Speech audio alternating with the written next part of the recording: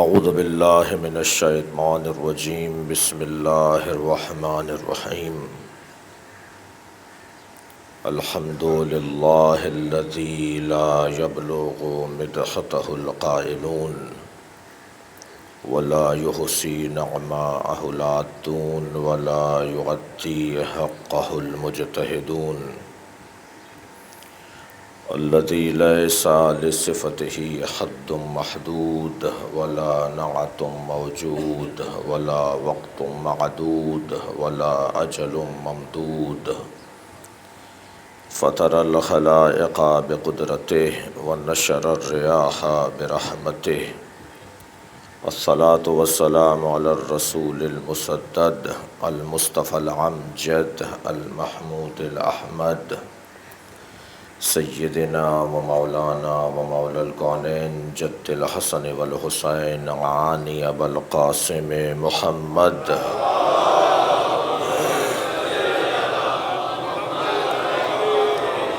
وآلہ الطیبین الطاہرین المعصومین الذین قال اللہ انما یرید اللہ لیذہب عنکم الرجس اہل البیت وَيُطَهِّرَكُمْ تَطْهِيرًا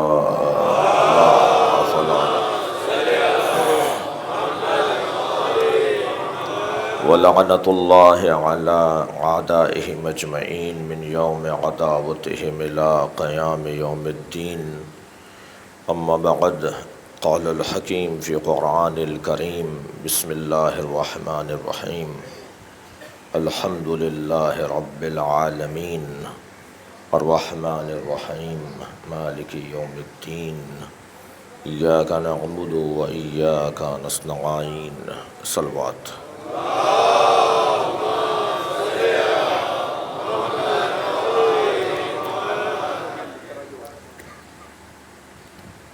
پروردگار عالم اس کائنات کا جہاں پروردگار ہے وہاں اس کائنات کا خالق بھی ہے۔ اللہ ہمارا خالق بھی ہے اور ہمارا رب بھی ہے۔ رب یا ربابا سے ہے یا رباوا سے ہے یا ربایا سے ہے یا رباوا سے ہے، ایک کے معنی ہے کھلانے والا، رزق دینے والا، اور ایک کے معنی ہے تربیت کرنے والا۔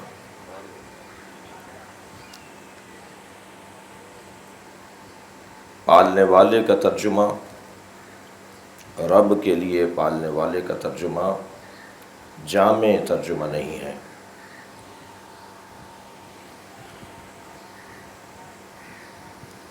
یا اگر ہم اپنے الفاظ کو محدود اور مجبور جانتے ہوئے کہ ہم کہہ دیتے ہیں کہ رب یعنی پالنے والا اور رب یعنی پروردگار، تو یہ پالنا دو حصوں میں، دو صورتوں میں متصور ہے۔ یا وہ بدن کا پالنا ہے یا وہ روح کا پالنا ہے۔ جب اللہ روح کی پرورش کا سامان کر رہا ہے تب وہ تربیت سے متصف ہے اور تربیت اس کا عنوان ہے، اور جب وہ بدن کو پروان چڑھا رہا ہے تو وہ روٹی، رزق، بدن کی غذا، جو بھی بدن کی غذا جس نے بھی طے کر لی ہے اور وہ اللہ کی جانب سے حلال اور جائز اور ٹھیک ہے، وہ بدن کی پرورش۔ تو ہم اگر یوں کہہ دیں کہ ہمارا رب ہماری روح کی پرورش کا اہتمام بھی کرتا ہے اور ہمارا رب ہمارے بدن کی پرورش کا بھی اہتمام کرتا ہے۔ جن لوگوں نے رب سے مراد بدن کی پرورش کو لیا، ان کا اپنے رب سے شاید ہی کوئی تعلق رہے، اس لیے کہ وہ رحمان کے رشتے سے انہیں عطا کرتا ہے جو اسے نہیں مانتے۔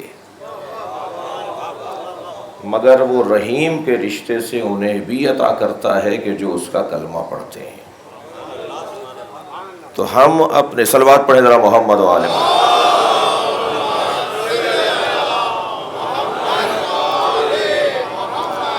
اسے ما من دابۃ فی الارض الا علی اللہ رزقھا، اسے اس سے غرض نہیں ہے کہ کون میرا کلمہ پڑھ رہا ہے، کون میرے وجود کا اقرار کر رہا ہے اور کون نہیں کر رہا۔ ہر زمین پر ہلنے والا، ہر جنبندہ، ہر حرکت کرنے والا، ہر ہلنے والا، ہر تحرک رکھنے والا وجود، جسے قرآن کہہ رہا ہے وما من دابۃ فی الارض، زمین پر کوئی دابہ یعنی ہلنے والا نہیں ہے، چلنے والا، پیروں والا نہیں ہے، مگر یہ کہ الا علی اللہ رزقھا، اس کے رزق کی ذمہ داری اللہ پر ہے۔ تو دنیا میں کوئی بھوکا نہیں مرے گا، دنیا میں کوئی بھوکا مر نہیں رہا۔ یہ جو عدم ترسیل ہے رزق میں، یا عدم اعتدال ہے تقسیم رزق میں، یہ اللہ کی طرف سے نہیں ہے۔ جنہوں نے بے زور بازو، بے زور اسلحہ، بے زور دولت اختیارات کو اپنے ہاتھ میں لے لیا، وہ افراد ہیں کہ جو رزق کی تقسیم کو عادلانہ نہیں رہنے دیتے، ورنہ اللہ کی جانب سے ہر صاحب، صلوات پڑھ لے ذرا محمد و آل محمد۔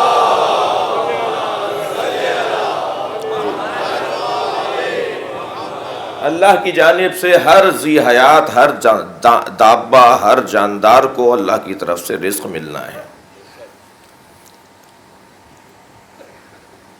اور جب یہ طے ہو گیا کہ اللہ کی طرف سے سب کو رزق ملنا ہے، تو عزیزان گرامی، وہ حدیث قدسی بڑی حسین ہے اس منزل پر، کہ جس میں اللہ ارشاد فرماتا ہے کہ ایک کام میں نے اپنے حصے میں رکھا تھا، بندوں نے وہ خود لے لیا، اور ایک کام میں نے بندوں کو دیا تھا، وہ میرے حوالے کر دیا۔ میں نے بندوں سے عبادت چاہی تھی، یہ اس سے ہاتھ اٹھا لیتے ہیں، اور میں نے اپنے بندوں کے رزق کی ذمہ داری لی تھی، یہ خود تلاش کرتے ہیں۔ اب یقیناً یہ مجمع بہت ہی پختہ مجمع ہے، انہیں یہ بات دہرانے کی خاص ضرورت نہیں ہے کہ عبادت سے مراد صرف نماز نہیں ہے۔ یعنی اللہ یہاں یہ نہیں کہنا چاہ رہا، یہاں نہیں کہہ رہا کہ تم نماز پڑھتے رہتے، میں تمہیں روٹی دیتا رہتا، تم صرف سجدے میں پڑے رہتے، میں تمہیں رزق دیتا رہتا۔ عبادت کا مفہوم بہت وسیع ہے۔ یقیناً ہماری گفتگو میں آگے آنا ہے کہ عبادت کسے کہتے ہیں۔ تعریف کی ہے ائمہ نے عبادت کی، عبادت کی قسمیں بیان ہوئی ہیں۔ عبادت توقیفی بھی ہے، عبادت غیر توقیفی بھی ہے۔ یہ جسے ہم فوراً ہمارا ذہن جس کی طرف جاتا ہے کہ عبادت یعنی یہ 2 رکعت نماز، یہ مثلاً روزہ، یہ حج، یہ خاص طور پر نماز، یہ عبادت توقیفی ہے، وقف شدہ عبادت، کہ ایسے کھڑے ہونا ہے، ایسے جھکنا ہے، اتنا جھکنا ہے، سر کہاں رکھنا ہے، کہاں نہیں رکھنا، کون سا ذکر کہاں پڑھنا ہے، حتیٰ اپنی مرضی سے اپنی مرضی سے اچھا ذکر بھی نہیں پڑھا جا سکتا۔ صلوات پڑھنے ذرا محمد و آل محمد۔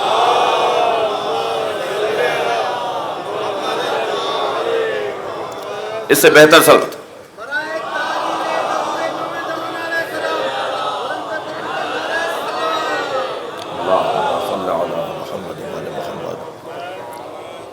وہ ہمارا خالق، وہ ہمارا رب، وہ اس نے جو ہمارے یہ تو اس پہ زیادہ شاید بحث اور گفتگو کی گنجائش نہیں ہے، سب محسوس کر رہے ہیں کہ اللہ رزق کیسے دیتا ہے، کیسے ہم پڑھ رہے ہیں، یہاں تک کیسے آ گئے۔ اور وہ جو ایک نظریہ ڈالا گیا کہیں سے ہمارے ذہن کے اندر کہ کم اولاد ہوں، بچے کم ہوں، پلیں گے کیسے، کھائیں گے کہاں سے، یہ بھی کہیں سے ہمارے ذہن میں نظریہ ڈالا گیا، جو در حقیقت غیر الہی بھی ہے، غیر انسانی بھی ہے، غیر اخلاقی بھی ہے، غیر عقلی بھی ہے۔ کسی طور پر بھی اس نظریے کی کوئی گنجائش نہیں بنتی۔ یہ سیاسی لوگوں کے اپنے کچھ معاملات رہے ہیں، اگرچہ جن لوگوں نے ان معاملات کو آگے بڑھایا وہ خود بھی پشیمان اور نادم شمار کیے گئے ہیں۔ یہ کیا بات ہوئی کہ 2 ہی بچے اچھے، مجھے معاف کیجیے گا، ایک اصطلاح استعمال ہوئی، اس کے اوپر بڑا زور دیا گیا، اس پر بہت زیادہ لوگوں کو سمجھانے کی کوشش کی گئی، خاص طور پہ ڈاکٹر حضرات کی تو کرم فرمائیاں کچھ زیادہ ہی رہی ہیں اس حوالے سے۔ صلوات پڑھے ذرا محمد والے۔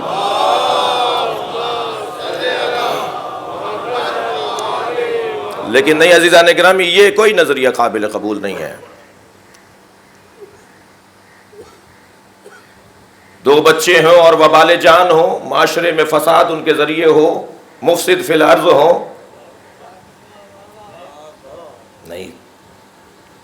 پہلی بات تو یہ کہ کھلانے کی بات تو ہونی نہیں چاہیے۔ تمہیں کس نے کھلایا تھا؟ تمہارے آباء و اجداد کو کس نے رزق دیا تھا؟ جس اللہ نے تمہارے آباء و اجداد کو رزق دیا تھا وہی تمہاری نسلوں کو بھی دے گا۔ تم نہیں تھے اس وقت میں، وہ پل کر یہاں تک آئے اور پھر وہ تم دنیا میں آ گئے، لہٰذا یہ والی بات تو عقل کے خلاف بھی ہے۔ اور یہ کہ صاحب دو اگر وبال جان ہوں، 2 اگر فسادی ہوں، توجہ ہے، تو 2 بھی نہیں ہونے چاہیے، اور 10 اگر معاشرے کو امن و چین فراہم کر رہے ہو تو 10 بھی کم ہے۔ تو قاعدہ قانون یہ بنے گا کہ تربیت کیسی کر رہے ہو۔ اگر تربیت ان کی مناسب ہو رہی ہے تو 2 اور 4 اور 10 کی بات نہیں ہے۔ انتہائی محترم اور مبارک مجمع کے سماعتوں کے حوالے صرف ایک گوشہ بیان کرتا ہوا آگے بڑھتا ہوں۔ اگر یہ نعرہ کہ 2 ہی بچے اچھے یہ ماضی میں آ گیا ہوتا تو امت کو علی نصیب نہ ہوتے، اس لیے کہ وہ چوتھے ہیں ابو طالب کے۔ صلوات پڑھے ذرا محمد و آل محمد۔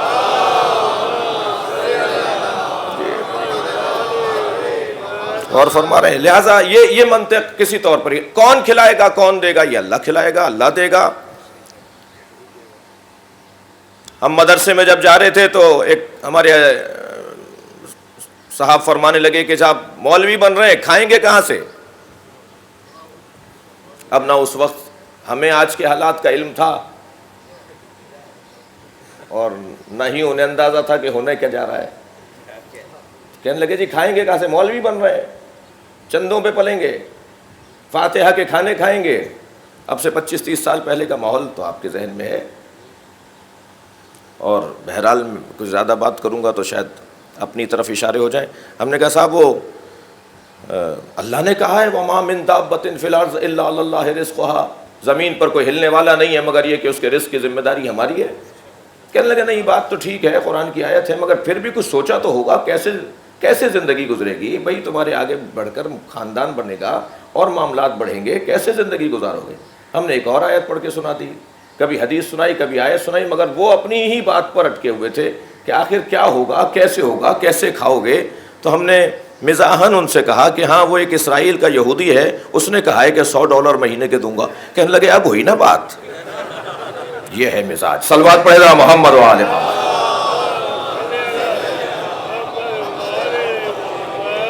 یعنی اگر کوئی شخص آگے بڑھ کے کہے کہ میں دوں گا تو یقین آ جاتا ہے، اور اللہ کہہ رہا ہے کہ میں دوں گا تو یقین نہیں آتا۔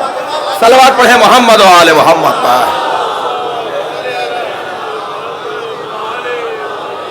اس سے بہتر صلوات ہدیہ کریں نبی اور آل محمد۔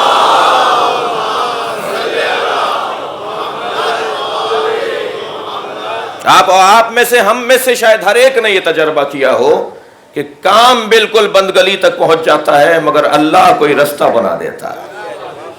میری جانب سے توکل میں دیر ہوتی ہے، میری جانب سے توسل میں دیر ہوتی ہے، مگر اللہ کی جانب سے عطا کرنے میں دیر نہیں ہوتی ہے۔ وہ ہمارے بدن کو بھی پال رہا ہے، مگر عزیزان گرامی یہ جتنا مشکل دکھائی دے رہا ہے یہی سب سے زیادہ آسان ہے۔ اس سے زیادہ جو اہم مرحلہ ہے اس کی ربوبیت کا، وہ تربیت روح ہے، روح کی پرورش۔ ہمیں اس نے بدن، روح اور تعلقات 3 چیزیں دے کر بھیجا ہے۔ پیدائشی طور پر ہم میں سے کوئی ڈاکٹر نہیں پیدا ہوا، کوئی انجینئر نہیں پیدا ہوا، کوئی وکیل جج پیدا نہیں ہوا، کوئی عالم علامہ مجتہد پیدا نہیں ہوا۔ میں اپنی اور آپ کی بات کر رہا ہوں، چہردہ معصومین کا مثال نہیں ہے یہ، انہیں اللہ نے پیدائشی طور پہ عالم بنایا ہے۔ ہم پیدائشی طور پر اللہ کے یہاں سے صرف 3 چیزیں لے کر آئے ہیں. ہم اللہ کے یہاں سے پیدائشی طور پر جب وہاں سے آئے ہیں تو روح کو لے کر آئے ہیں, بدن کو لے کر آئے ہیں, اور تعلقات کو لے کر آئے ہیں. کسی کے بیٹے ہیں, کسی کے پوتے ہیں, کسی کے بھائی ہیں, کسی کے نواسے ہیں, وہ تعلق لے کر آئے ہیں, تعلق کو لے کر آئے. حتیٰ حضرت آدم بھی جب دنیا میں آ رہے ہیں تو زوجیت کا تعلق لے کر آئے ہیں, ساتھ ساتھ آئی ہیں حضرت حوا. اب جو چیزیں اللہ کی طرف سے ہمیں دے کر بھیجا گیا ہے, تو جو چیز جس کا خالق اللہ ہو, پرورش دینا بھی اسی کا کام ہے. اس نے روح دی ہے, روح کی پرورش کا انتظام بھی وہ کرے گا. اس نے بدن دیا ہے, بدن کی پرورش کا اہتمام بھی وہی کرے گا. اس نے تعلقات کو عطا کیا ہے, تعلقات کی پرورش کا انتظام بھی وہی کرے گا. تعلقات کی پرورش کا اہتمام ہے ایک دوسرے سے سچا ہونا. جب تک انسان ایک دوسرے سے سچا نہیں ہوگا, تعلقات مضبوط نہیں ہوں گے, ختم ہو جائیں گے, برباد ہو جائیں گے, ٹوٹ جائیں گے. عزیز کا چہرہ دیکھنے کو تیار نہیں ہوگا. رشتہ دار کو قبول نہیں کرے گا اگر رشتہ دار دوسرے رشتہ دار سے سچا نہ ہو. یہ میرے الفاظ ہیں, قرآن کے الفاظ کیا ہیں؟ وَتَوَاصَوْا بِالْحَقِّ وَتَوَاصَوْا بِالصَّبْرِ. صلوات پڑھے ذرا محمد و آل محمد.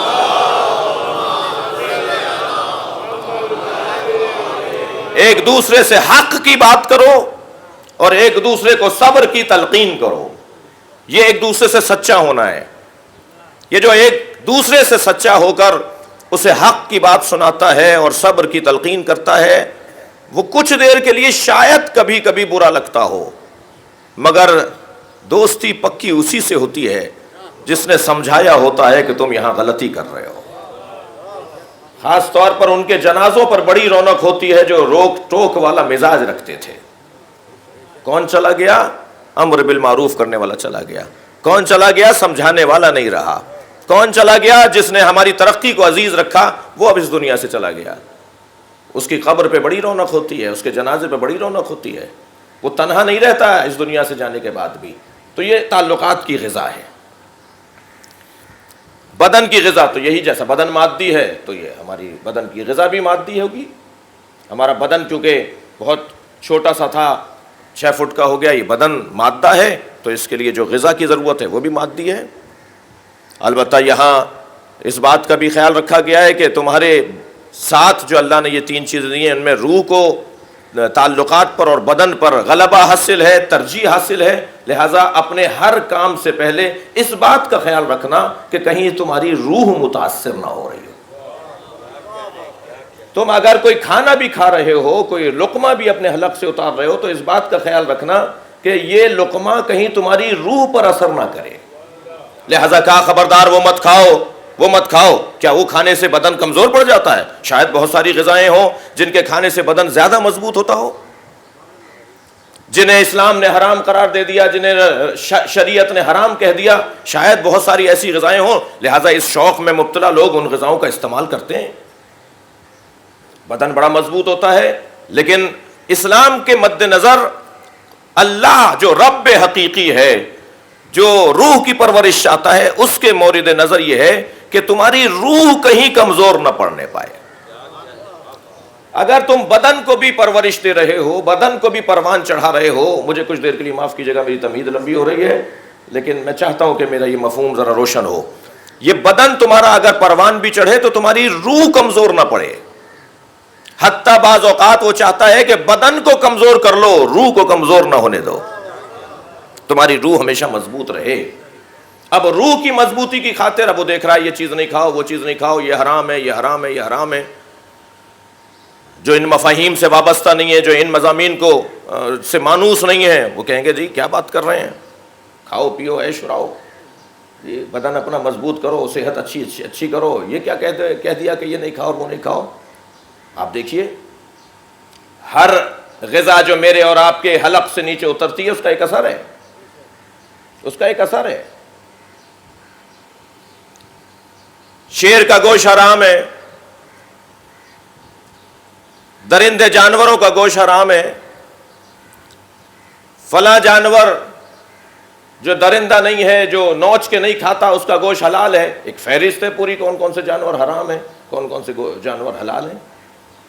ممکن ہے بہت سارے جانور ہوں کہ جو ہمارے لیے مفید ہوں، لیکن اللہ نے اسے حرام کر دیا، شریعت نے اسے حرام قرار دے دیا. کچھ حرام غذاؤں کا ذکر قرآن میں آیا ہے اور کچھ حرام غذاؤں کا ذکر نبی نے اپنی زبان پہ ارشاد فرمایا، اور کچھ ائمہ نے ہمیں وضاحت فرمائی ہے. آپ غور فرمائیں. مجھے معاف کیجیے گا، ایک مثال بہت رقیق سی ہے. ہمارے معاشرے میں جو زیادہ لڑنے والے لوگ ہیں نا، بات بات پہ الجھنے والے، بات بات میں آستینیں لوٹنے والے، ذرا ان پہ غور کریں وہ کھاتے کیا ہیں. یقین جانیے کہ وہ کوئی ایسی غذا ضرور کھاتے ہیں جو ان کے مزاج میں درندگی ہے. شیر حرام کیوں ہے بھائی؟ جو زیادہ پیسے والا ہوتا، زیادہ طاقتور ہوتا، وہ شیر کاٹ کے کھاتا، لیکن شیر درندہ ہے، اس کا گوشت تمہارے اوپر اثر کرے گا. ہم تمہیں شجاع دیکھنا چاہتے ہیں، ہم تمہیں شجاع دیکھنا چاہتے ہیں، دہشت گرد دیکھنا نہیں چاہتے. صلوات پڑھے ذرا محمد و آل محمد.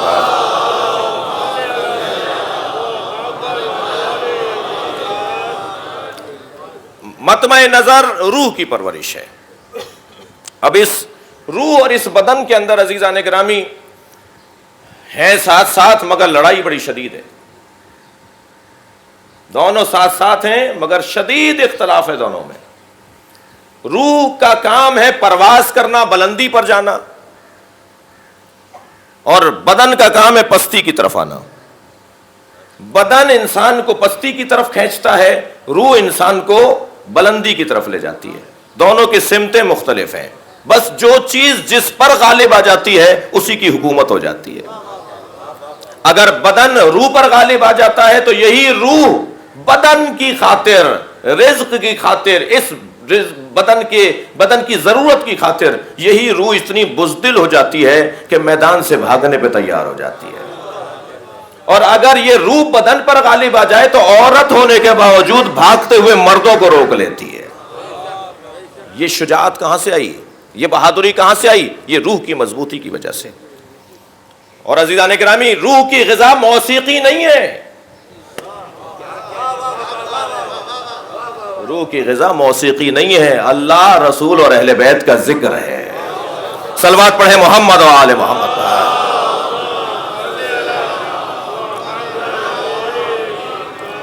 بحث طویل ہونے کا خوف ہے. مطلقاً موسیقی بھی حرام نہیں ہے، وہ کسی اور باب میں اور کسی اور موقع پہ بیان ہو کہ موسیقی کی بھی ایک طویل تفصیل ہے. لیکن جس موسیقی کو کہہ کر کہا جاتا ہے کہ یہ روح کی غذا ہے، میرا اسی کی طرف اشارہ تھا. ایک صلوات اور ہدیہ کریں محمد و آل.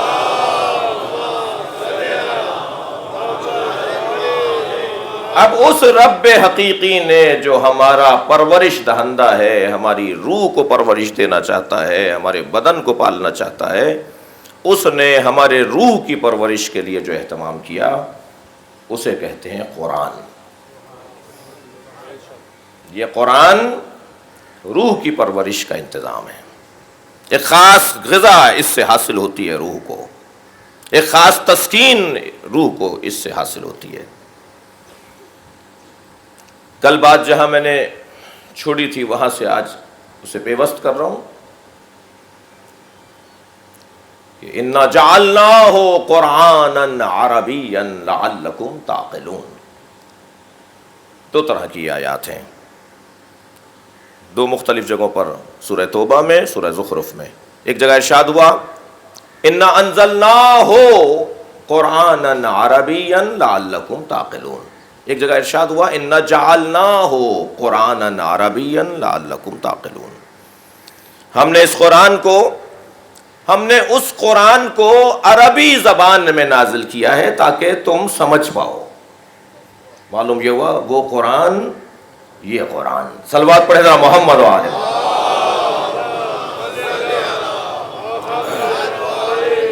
وہ جو ہو کا اشارہ ہے، اب مجھے نہیں اس وقت فیصلہ کرنے میں مشکل ہو رہی ہے، مجھے آپ کے آفسوں کا خیال کرنا ہے یا اپنے دورانیے کا خیال کرنا ہے.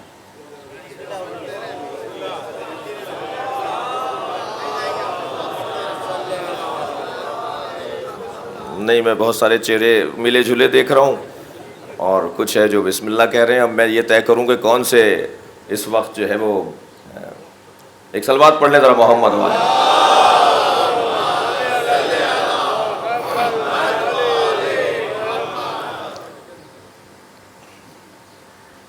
مجھے اس بات کا بھی احساس ہے کہ آپ کو کل بھی آنا ہے، تو انشاءاللہ آپ آتے رہیں گے. خدا کرے آپ کو آج ہمارے بیان میں نسبتاً طوالت کی وجہ سے تکلیف نہ ہو. ایک صلوات اور دیا کریں.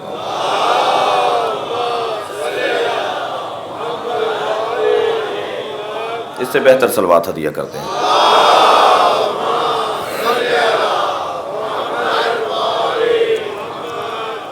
صرف دو جملے دہرا رہا ہوں. منطوق اور مکنون، قرآن منطوق اور قرآن مکنون. یہ جو قرآن ہمارے پاس ہے 30 پاروں میں، جس کی ہم زیارت کرتے ہیں، جس کو بغیر وضو کے ہاتھ لگانا جائز نہیں ہے، جس کے لیے طہارت ضروری ہے، جس کو ہاتھ لگانے کے لیے آداب و تہذیب ہیں، یہ قرآن منطوق ہے، یہ قرآن ملفوظ ہے. اور جس کی طرف اشارہ کیا جا رہا ہے انا جعلنا ہو، یہ ہو جو ہو کی ضمیر ہے، یا انا انزلنا ہو، یہ جو ہو کی ضمیر ہے، یہ جس کی طرف اشارہ کیا جا رہا ہے وہ قرآن مکنون ہے، وہ قرآن محفوظ ہے. اور قرآن عربی زبان میں ڈھالا گیا ہے اس لیے کہ اس سے بہتر زبان نہیں تھی. قرآن کی گہرائی، قرآن کے مطالب کی پختگی اور قرآن کے مطالب کی وسعت اتنی زیادہ تھی کہ کسی زبان میں اسے ہماری خاطر منتقل ہونا تھا. اب وہ زبان کون سی اللہ انتخاب کرتا؟ اللہ نے قرآن کو عربی میں نازل کیا. میں نے ایک جملہ کہا تھا کہ یہ پانی جو رکھا ہوا ہے، پانی بولنا اور ہے، پانی کو درک کرنا اور ہے. یہ پے الف نون چھوٹی یہ وہ درجہ نہیں رکھتا جو اس پانی کا درجہ ہے.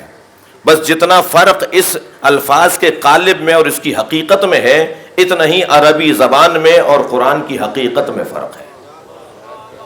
قرآن مجید کی حقیقت کیا ہے، قرآن مجید کا ظاہر کیا ہے. قرآن مجید کا ظاہر یہ ظاہر اتنا گہرا ہے تو اس کا باطن کتنا گہرا ہوگا. آپ دیکھیے جتنی بھی آسمانی کتابیں اللہ نے نازل کی ہیں، تورات، زبور، انجیل، یہ جتنی آسمانی صحیفے اللہ نے نازل کیے ہیں، ان میں مضامین کو اولویت اور ترجیح حاصل تھی. لیکن قرآن کا معجزہ یہ ہے، قرآن کی اہمیت اور فضیلت یہ ہے، قرآن کا امتیاز یہ ہے کہ وہاں صرف مضامین اور مطالب کو اولویت حاصل نہیں ہے، بلکہ الفاظ کی خوبصورتی، الفاظ کا انتخاب، الفاظ کی نشست، الفاظ کا برتنا خود ایک عنوان گفتگو ہے. میں آپ سے کہتا ہوں کہ جی فلاں صاحب کو پیغام پہنچا دیجئے، تو ضروری نہیں ہے کہ جو الفاظ میں نے کہیں وہی الفاظ آپ جا کے پہنچائیں. مطلب پہنچا دیں گے کہ انہوں نے یہ پیغام بھیجا ہے. قرآن مجید کہتا ہے نہیں، وہی الفاظ. قل لا اسألکم علیہ اجرا الا المودۃ فی القربى، قل هو اللہ احد، یہی کہو جو میں نے کہا ہے. الفاظ کو اہمیت حاصل ہے، الفاظ کی چاشنی، الفاظ کی خوبصورتی، یہ قرآن مجید کا حسن ہے. ایک بہت بڑا شاعر، یہ معلقات سب والے جو شاعر تھے، شعراء کرام تشریف فرمائیں، جن کے ساتھ قصیدے اور نظم معلق کی جاتی تھی خانہ کعبہ کی دیوار پہ، اور وہ شاہکار کلام شمار کیا جاتا تھا اور ان سے اونچا کلام نہیں ہوتا تھا. ان میں ایک لبید ابن ربیعہ تھے، ایک شعشع تھے. لبید ابن ربیعہ حضرت ام البنین کے نانا تھے، اور ان کا بھی بڑا کارنامہ ہے عربی ادبیات کے حوالے سے. البتہ انہوں نے قرآن نازل ہونے کے بعد کلام کہنا چھوڑ دیا تھا. جب پہلے دور خلافت کے اندر انہیں خط لکھا گیا کہ جی آپ کے زمانے جاہلیت کے اشعار ہمیں یاد آتے ہیں، کوئی نیا کلام کہا ہو تو بھیج دیجئے، تو انہوں نے سورہ مبارکہ الحمد لکھ کر بھیجی تھی کہ الحمد نازل ہونے کے بعد ہم نے شعر کہنا ہی چھوڑ دیا ہے. یہ لبید ابن ربیعہ. اور ایک شاعر تھا جس کا نام ہے شعشع.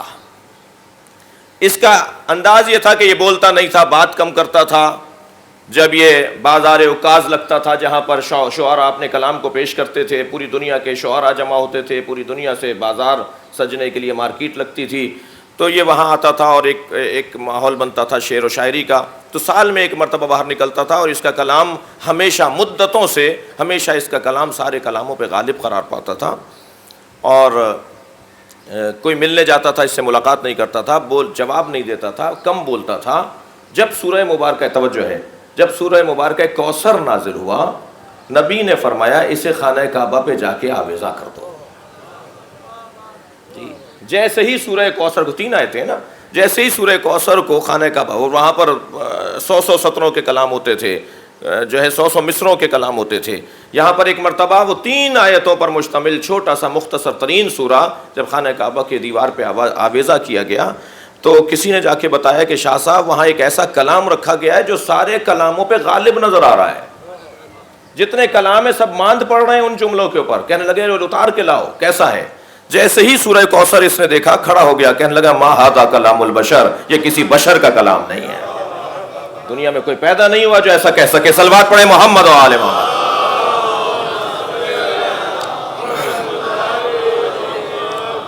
تو الفاظ کی چاشنی, الفاظ کی خوبصورتی قرآن مجید کا خود ایک حسن ہے.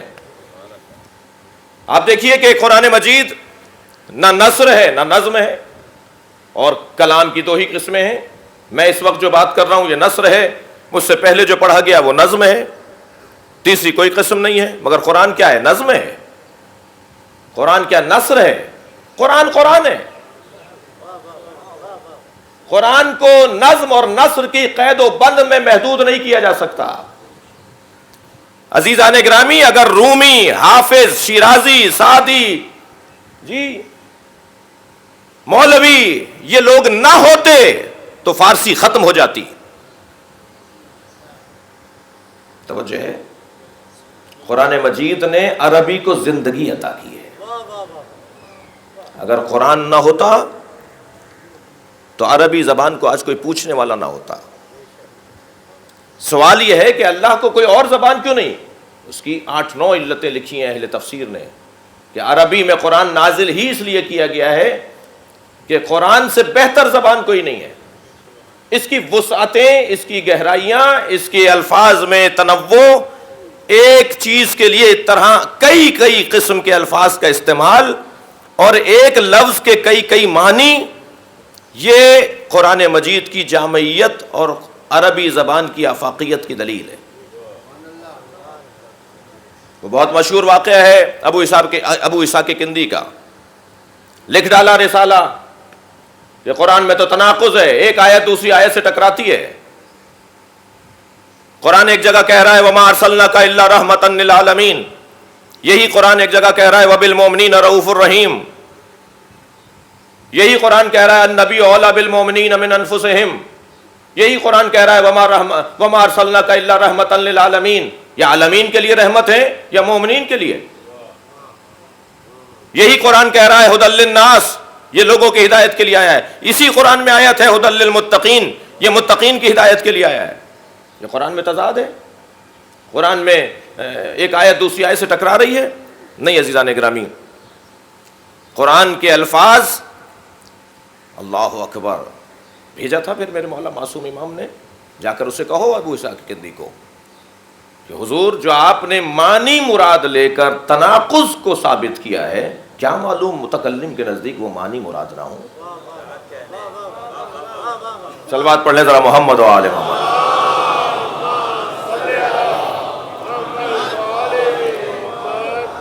جی خوف زدہ ہوں آج میں تھوڑا سا میں بحث. ہاں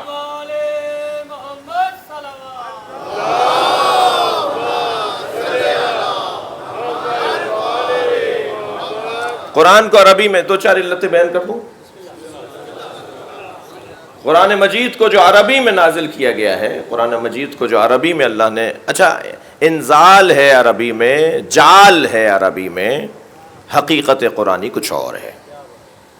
اسی لیے آپ ذرا محسوس کریں کہ جو حقیقت قرآنی سے وابستہ لوگ ہیں وہ قرآن کے نازل ہونے کے بعد قرآن کو نہیں پڑھتے. میں اور آپ قرآن کو کب پڑھ رہے ہیں؟ جب قرآن الفاظ میں ڈھل جائے گا نا. لیکن جو حقیقت قرآن سے وابستہ ہیں وہ قرآن کے نازل ہونے کے محتاج نہیں ہیں. وہ اس وقت بھی قرآن کو پڑھ لیتے ہیں جب قرآن نازل ہی نہیں ہوا ہوتا. لہذا آغوش میں آ کے کہتے ہیں تورات سناؤ، زبور سناؤ، انجیل سناؤ، قرآن سناؤ. ابھی تو قرآن نازل نہیں ہوا نا. صلوات پڑھیں ذرا محمد و آل محمد. وہ کون سا قرآن؟ وہ کون سا قرآن ہے جسے مولا علی گہوارے میں سنا رہے ہیں؟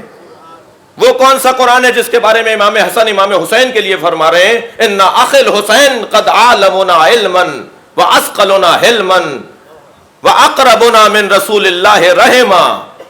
میرا بھائی حسین رسول اللہ سے ہم سب سے زیادہ قربت رکھتا ہے. میرا بھائی حسین ہم سب سے زیادہ حلیم ہے. میرا بھائی حسین ہم سب سے زیادہ عالم ہے. پھر فرماتے ہیں امام حسن امام حسین کے لیے اصول کافی کی روایت ہے. امام حسن امام حسین کے لیے فرماتے کانا یقرأ الوحی قبل ان ینطق. حسین نے قرآن نازل ہونے سے پہلے قرآن پڑھ لیا تھا.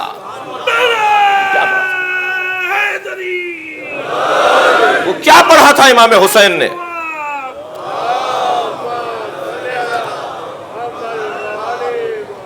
کانا یقرأ الوحی قبل ان ینطق. وہی قرآن منطوق اور قرآن مکنون. وہ منطوق ہونے سے پہلے والا قرآن جو ہے وہ قرآن مکنون ہے جس تک رسائی صرف ان کی ہے جو الا المطہرون لا یمسہ الا المطہرون. یہ رسائی کی بات ہے. یہ مس بدنی مراد نہیں ہے. یہ ہاتھ لگانا مراد نہیں ہے. رسائی نہیں ہے کسی کی وہاں تک. وہ جو مکنون والا قرآن ہے اس تک رسائی صرف اور صرف ان کی ہے جو صاحبان طہارت ہیں. ابھی قرآن نازل نہیں ہوا ہوتا اور وہ قرآن کو پڑھ لیتے ہیں. لہذا یہ دنیا میں آنے سے پہلے بھی قرآن کو پڑھ لیتے ہیں اور بظاہر ان کا سر کٹ جائے تو نیزے پہ سر بھی ان کا قرآن پڑھتا ہے. وہ لا یمسہ الا المطہرون والے لوگ. حقیقت قرآنی اور وہ دو نہیں ہیں. یعنی اگر ہم حقیقت قرآنی کو لیں تو یہ ہمیں سمجھانے کے لیے پروردگار عالم نے ہماری تربیت کے لیے جو میری تمہید تھی ہماری تربیت کے لیے اللہ نے ایک قرآن کو منطوق رکھا ہے اور ایک قرآن کو مجسم رکھا ہے. ایک قرآن کو ملفوظ رکھا ہے لفظوں والا قرآن. ایک قرآن کو مجسم رکھا ہے بدنوں والا قرآن. چلتا پھرتا قرآن، بولتا ہوا قرآن، ٹوکنے والا قرآن، سمجھانے والا قرآن جسے اہل بیت کہا جاتا ہے. اور مزاج کا مسئلہ ہے. جو خاموش ہادی چاہتے ہیں وہی کہتے ہیں حسبنا کتاب اللہ.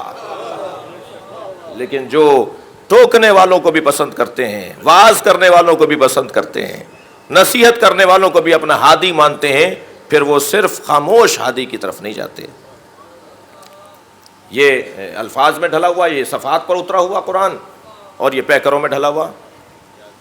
آج جدید نظام تعلیم میں کہا جاتا ہے کہ صاحب کل کا بچہ جو روتا پیٹتا اسکول جاتا تھا اس کی وجہ یہ تھی کہ تعلیم اس کے مزاج کے مطابق نہیں تھی. آج کا بچہ اگر اسکول نہ جائے تو روتا ہے کہ میری آج چھٹی کیوں ہو گئی. اس لیے کہ آج نظام تعلیم اس کے مزاج کے مطابق ہے.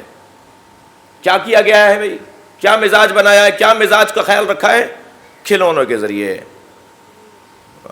تصویروں کے ذریعے، نمونوں کے ذریعے، مثالوں کے ذریعے سے بچے کو تعلیم کی طرف رغبت دلائی جا رہی ہے. وہ بگڑی ہوئی تصویریں بھی پھیلا دیتے ہیں اور سامنے چارٹ کے اوپر وہ جڑی ہوئی تصویریں دکھا دیتے ہیں. کہا ان میں ڈھونڈ ڈھونڈ کر انہیں دیکھتے رہو اور ڈھونڈ ڈھونڈ کے انہیں جوڑتے رہو. یہ آج کو جدید نظام تعلیم نہیں ہے. اللہ نے تو بہت پہلے رکھا تھا. قرآن کے ساتھ اہل بیت کو رکھا. صلوات پڑھیں محمد و آل محمد.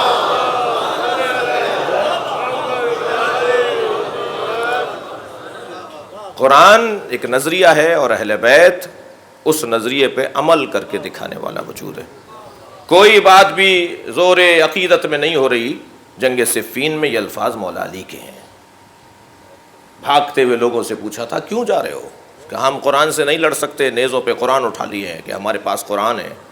حضرت فرمایا میں بولتا قرآن ہوں، میں مجسم قرآن تمہارے سامنے کھڑا ہوں. تم کھال پر لکھے ہوئے قرآن کی خاطر چھوڑ کر جا رہے ہو میدان. اس قرآن کی تشریح کون کرے گا؟ اس قرآن کو سمجھائے گا کون؟ اس قرآن کو سمجھانے والا، تشریح کرنے والا میں خود علی ہوں. بس عزیزو، کل بات آگے بڑھے. یہ قرآن اتنا محترم ہے کہ شب عاشور خیام حسینی سے قرآن کی تلاوت کی آواز آ رہی تھی. ہر فرد قرآن کی تلاوت کو اپنے لیے سعادت مندی سمجھتا تھا. ایک رات کی مہلت لی ہے یا دی ہے، دونوں جملے ٹھیک ہیں. حسین عبد الہی ہیں، حسین عبد مطلق پروردگار ہیں. حسین کو اللہ کی عبادت کا شوق ہے. کچھ لمحے اور مل جائیں اللہ کی بارگاہ میں حاضری دینے کے لیے، اور دی انہیں ہے کہ شاید تمہیں ہدایت مل جائے، شاید تم بھی سمجھ لو کہ تمہارے ساتھ کیا دھوکہ ہو رہا ہے، تو تمہیں کوئی دھوکہ دے رہا ہے یا تم اپنے آپ کو دھوکہ دے رہے ہو، شاید تمہیں موقع مل جائے. ساری رات عبادت. آج 4 محرم میں حبیب ابن مظاہر حافظ قرآن تھے، قاری قرآن تھے. جب حبیب کے لاشے پر امام حسین آئے نا، تو میرے مولا حسین نے جو مرثیہ پڑھا ہے اس میں یہ الفاظ حضرت کی زبان پہ جاری ہوئے: یا اللہ میں گواہی دیتا ہوں یہ ایک رات میں قرآن ختم کرتا تھا. یہ حافظ قرآن تھا، یہ قاری قرآن تھا. امام کا کربلا کی مقتل میں قرآن پڑھنے والے کی تعریف کرنا، یہ خود ایک فضیلت قرآن کا عنوان ہے. عزیزان گرامی، یہاں ہر شخص اسی انداز سے اللہ کی بارگاہ میں حاضر ہے. میرے بھائی نے، میرے عزیز نے، میرے بزرگ نے بلکہ حضرت مسلم کے حال کا مرثیہ پڑھا ہے. ایک سلام حضرت مسلم کو کر لیں.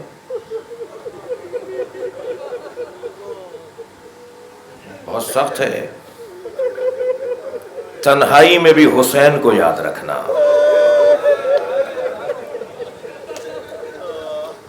جب رسیوں میں جکڑ کر حضرت مسلم کو دربار میں لایا گیا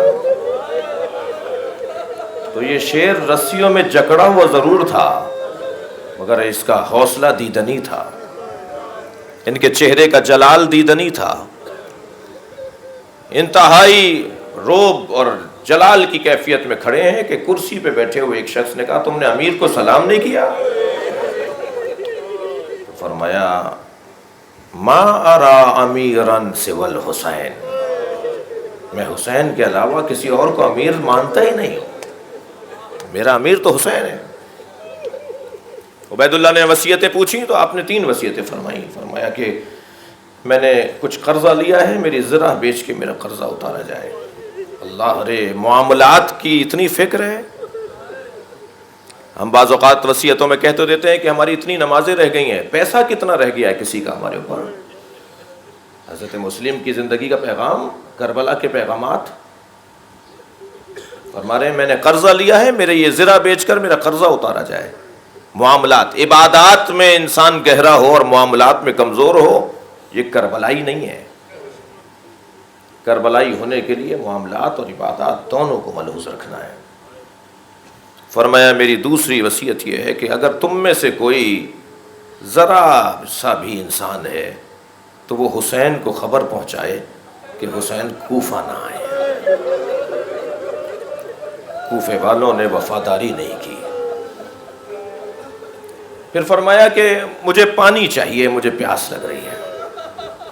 عزادارو، ایک کاسے میں پانی لا کے دیا، جیسے ہی دہن سے لگایا تو آپ کا کیونکہ ہونٹ کٹ چکا تھا، بعض دانت ٹوٹ چکے تھے، خون منہ سے باہر آ رہا تھا، وہ پانی مضاف ہوا تو کہا دوسرا پانی لاؤ. وہ بھی مضاف ہوا، تیسرا منگایا، وہ بھی مضاف ہوا. تو عجب نہیں حضرت مسلم نے کہا ہو میرے مولا حسین مجھے پیاسا شہید دیکھنا چاہتے ہیں. اجرکم اللہ. دارالامارہ کی چھت پر حضرت مسلم کا سر کاٹنے کے لیے لے جایا گیا، اور دارالامارہ کی چھت سے میرے مولا حسین کو مسلم نے سلام کیا: السلام علیکہ یا ابا عبداللہ. امام حسین مکہ چھوڑ چکے ہیں اور کربلا کے رستے میں ہیں. کہ ایک مرتبہ امام حسین نے جواب دیا علیک السلام یا اخی مسلم. عزادارو حضرت عباس نے آگے بڑھ کر ایک ہی سوال کیا مولا کیا میرا بھائی مسلم آ گیا؟ فرمایا نہیں، مسلم کو کوفے میں غربت میں مارا جا رہا ہے. عجب نہیں، حضرت عباس نے فرمایا علامہ ذیشان حیدر جوادی نے جملے کہے. فرمایا مولا مجھے کوفہ پہنچا دیجئے، میرا بھائی اکیلا ہے. فرمایا عباس کوفے میں میری ماں زہرا اس کا جنازہ اٹھانے پہنچی ہے. حضرت مسلم کی شہادت کی خبر. فرمایا بہن زینب ذرا مسلم کی بیٹی کو بلا لاؤ. جو مقتل نے روایت لکھی ہے وہ یہ روایت کہ بیٹی کو بلا لاؤ. حضرت مسلم کی دختر کو بلایا، سر پہ ہاتھ رکھا. بعض ایرانی مورخوں نے لکھا ہے روضۃ الشہداء وغیرہ میں کہ ایک مرتبہ امام نے فرمایا بہن زینب وہ جو 2 بالیاں تمہارے پاس ہیں وہ بھی لے کر آؤ. اور اپنے ہاتھ سے اپنی بھانجی کو 2 بالیاں دیں اور پیار کرتے ہوئے کہا کہ آئندہ تمہاری کوئی حاجت ہو تو ماموں سے کہنا. اجرکم اللہ، اجرکم اللہ. آپ کی آوازیں بلند ہے، اللہ آپ کو اس کا اجر و ثواب عطا کرے. حضرت مسلم کی دختر نے آگے بڑھ کر کہا ماموں میرے بابا کی خیر ہے؟ فرمایا تمہارے بابا کو کوفے میں شہید کر دیا گیا، آج کے بعد اپنے بابا کی جگہ مجھے ماننا. اب میں رونے والوں سے ایک سوال کر سکتا ہوں، سکینہ کہاں تھی؟ جب حسین ایک یتیم بچی کے سر پہ ہاتھ رکھ رہے تھے سکینہ وہی کہیں تھی اور یہ دیکھ رہی تھی جب کوئی یتیم ہو جاتا ہے تو اس کے سر پہ ہاتھ رکھا جاتا ہے، اسے بالیاں پہنائی جاتی ہیں. عصر عاشور جب تماچے لگنا شروع ہوئے میری بیوی کی بالیاں کھینچی گئی. عجب نہیں، پکار کر کہو بابا. اجرکم اللہ، اجرکم اللہ. آپ نے گریہ کر لیا، مجلس ہو گئی ہے زدارو. میرا دل کہہ رہا ہے کہ ایک اور امام کے صحابی کا ذکر کروں. ہمارے پاس وقت تنگ ہے بھائی، یہ 10 دن ہی ہے اور شہداء کی تعداد اور قربانیوں کی فہرست اور جانثاریوں کی مثالیں اتنی زیادہ ہیں.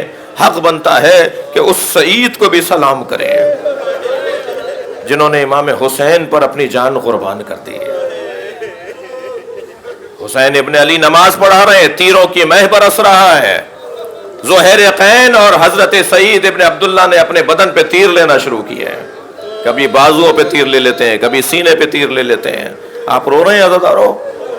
تیر تو سعید کو اتنے لگ چکے تھے کہ بہت دیر پہلے گر جاتے ہیں، مگر اپنے اعصاب کو مضبوط کیا ہوا ہے کہ حسین کی نماز مکمل نہیں ہوئی ہے. یہاں میرے مولا حسین نے سلام آخر کہا، وہاں سعید زمین پر آ گئے. اجرکم اللہ. امام نے آگے بڑھ کر سعید کے سر کو اپنے زانو پر لے لیا. عزادارو سعید نے سر ہٹا دیا، امام نے پھر زانو پر لے لیا، سعید نے پھر ہٹا دیا. امام نے فرمایا سعید تم اپنا سر ہمارے زانو سے کیوں ہٹاتے ہو؟ سنیں گے کیا فرمایا؟ فرمایا مولا یہ شہزادوں کی جگہ ہے. مولا کہاں زانوئے حسین اور کہاں مجھ غلام کا سر؟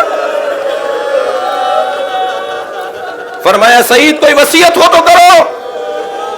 فرمایا مولا مجھے حسین سے بات مجھے مولا حسین مجھے حبیب سے بات کرنی ہے. حضرت حبیب ابن مظاہر کچھ عقب میں کچھ دور کھڑے تھے. امام حسین نے آواز دی حبیب جلدی آؤ، سعید بلا رہے ہیں. کوئی لمحہ ہے کہ سعید کی روح پرواز کر جائے. حبیب قریب آئے، کہنے لگے ذرا اپنا کان میرے دہن کے قریب لاؤ. حبیب ابن مظاہر نے گھٹنے ٹیک دیے، اپنا کان ان کے دہن کے قریب لے گئے تو کانپتی ہوئی آواز میں کہنے لگے حسین کو چھوڑ کر نہ جانا.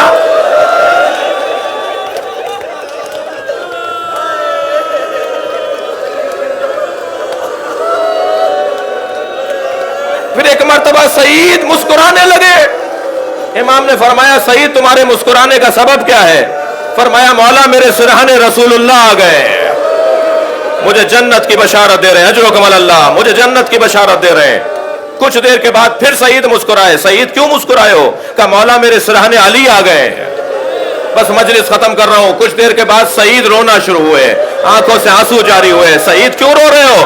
سر پر ہاتھ پھیرتے ہوئے امام نے تسلیاں دیتے ہوئے سعید برداشت کرو. کیوں رو رہے ہو؟ کہا مولا میرے سرہانے آپ کی ماں زہرا آ گئی ہے، اس سے کہتی ہیں تم نے میرے بچے کی حفاظت کی. سعید میں تمہیں جنت لے جانے آئی ہوں. الا لعنت اللہ علی قوم الظالمین فسیعلم الذین ظلموا ای منقلب منقلبون۔ یا اللہ ان آوازوں پر رحمت نازل فرما، رونے والوں کی توفیقات میں اضافہ فرما، امام زمانہ کے ظہور میں تعجیل فرما یا حسین۔